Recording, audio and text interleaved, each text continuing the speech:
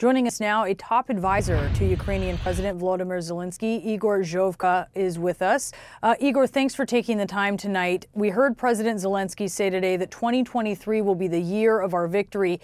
You are also hearing, though, American and Western leaders who are talking about bracing for this war to drag on potentially for years.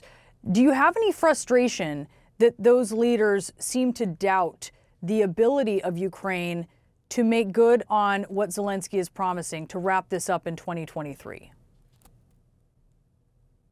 You know, I remember some leaders or experts, so-called, were saying exactly a year ago that Ukraine will not withstand more than 3, let's say 5, 7 days, 2 weeks.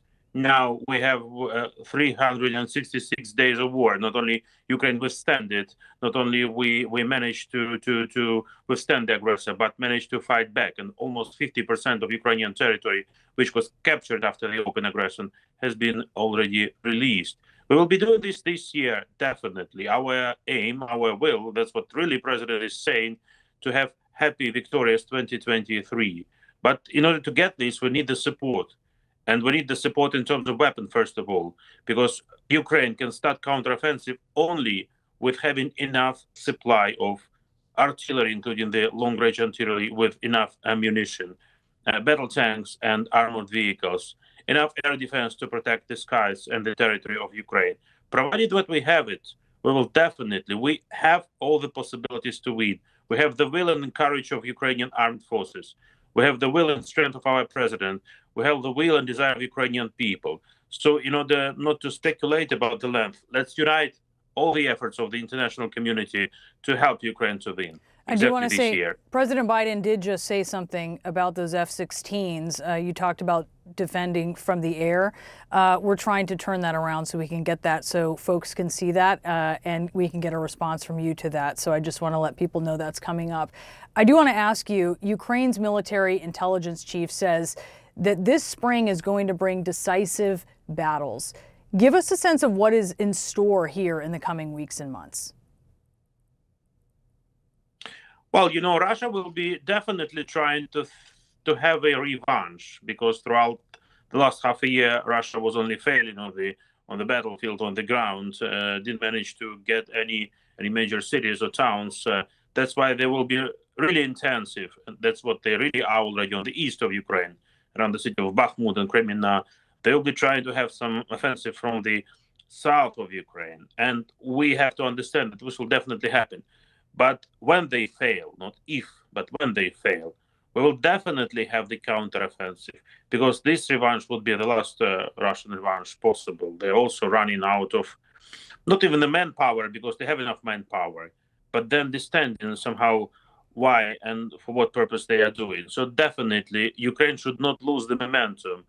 It should dwell upon this very positive dynamics we had in the second half of the last year. So definitely spring will be difficult for us.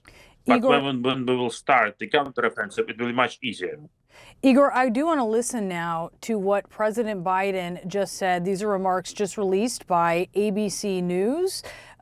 He said that the U.S. is providing what Ukraine needs now, but this is what he said about F-16s. We know the Germans are now sending tanks in after the U.S. said it would send Abrams tanks as well. But we know President Zelensky continues to say what he really needs are F-16s. Will you send F-16s? Look, we're sending him what our seasoned military thinks he needs now. He needs tanks, he needs artillery, he needs air defense, including another HIMARS. There's things he needs now that we're sending him to put him in a position to be able to make gains this spring and this summer going into the fall. You don't think he needs F-16s now? No, he doesn't need F-16s now. Is that a never? Look, first of all, the idea that we know exactly what's going to be needed a year, 2, 3 from now, but there is no basis upon which there is a rationale, according to our military now, to provide F-16s. But you're not ruling it out? I am ruling it out for now. For now. Igor, he says Ukraine doesn't need F-16s now.